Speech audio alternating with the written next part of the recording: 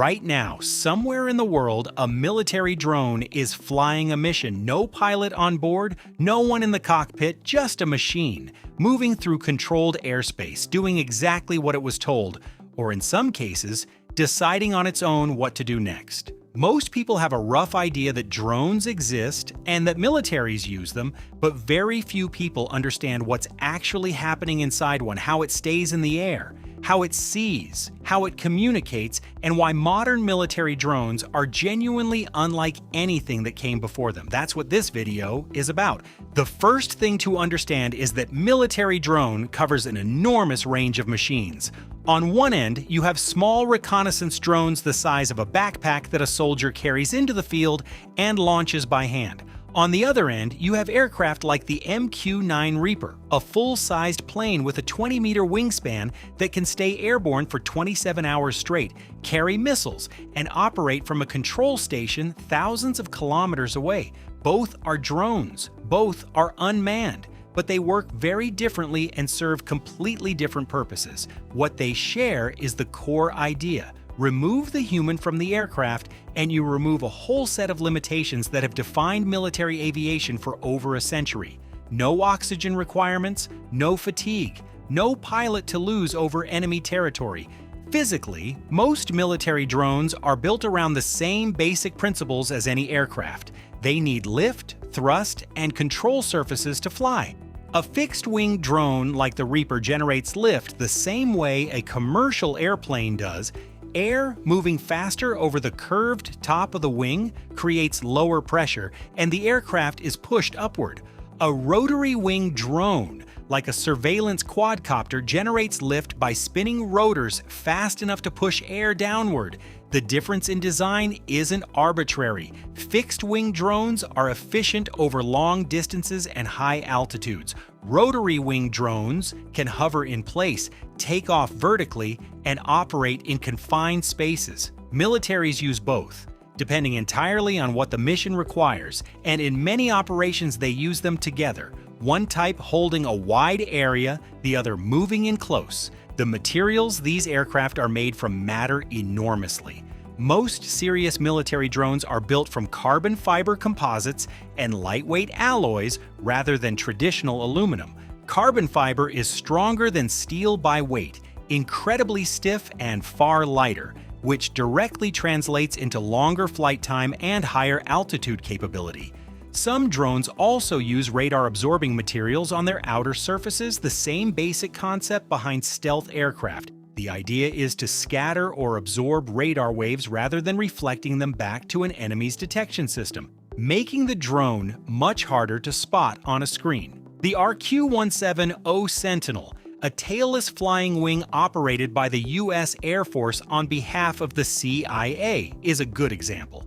Its design eliminates vertical tail surfaces and sharp angles specifically to minimize radar cross-section while conducting reconnaissance deep in contested territory. Staying in the air is one thing. Knowing where you are and where you're going is another entirely. Military drones rely on GPS for basic navigation, the same satellite network we covered in a previous video. But GPS alone isn't enough in a military context for one critical reason: it can be jammed or spoofed.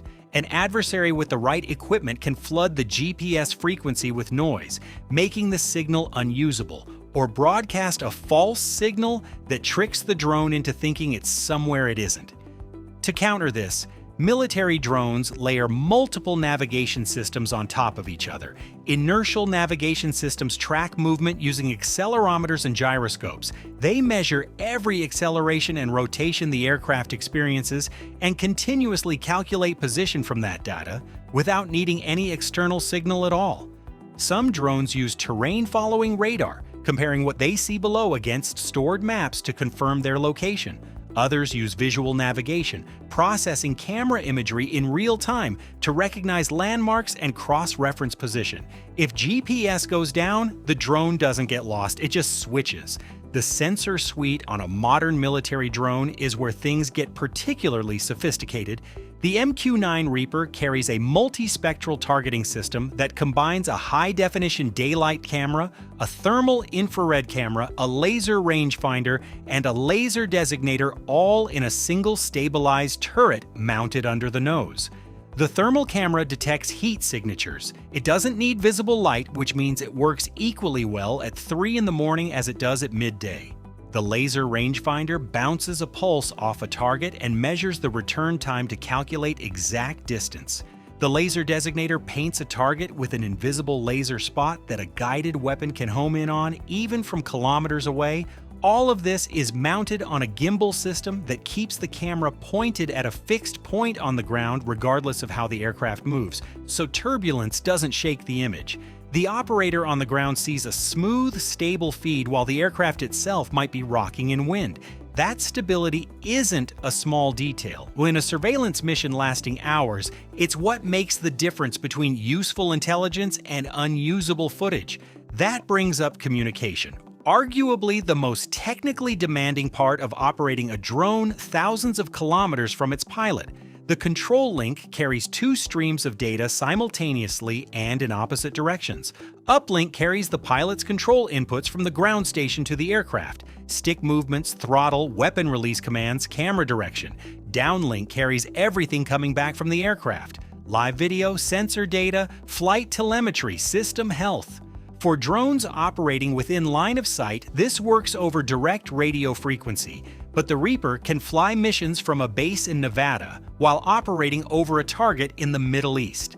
That requires satellite communication. The signal travels from the ground station up to a satellite in geostationary orbit, back down to the drone, and the return journey in reverse, a round trip of roughly 72,000 kilometers. That introduces a communication delay of around half a second to just over half a second. It sounds small, but in fast-moving tactical situations, it's enough to matter, which is one reason drone pilots train specifically to work with that delay built into their instincts. The communication link is also the drone's greatest vulnerability. Jam it, and the aircraft loses contact with its operator. This is why most military drones are programmed with autonomous return-to-base behavior. If the link drops, the aircraft doesn't just fall out of the sky. It follows a pre-programmed procedure: climb to a safe altitude, navigate back to a designated recovery point, and attempt to land or loiter until communication is restored.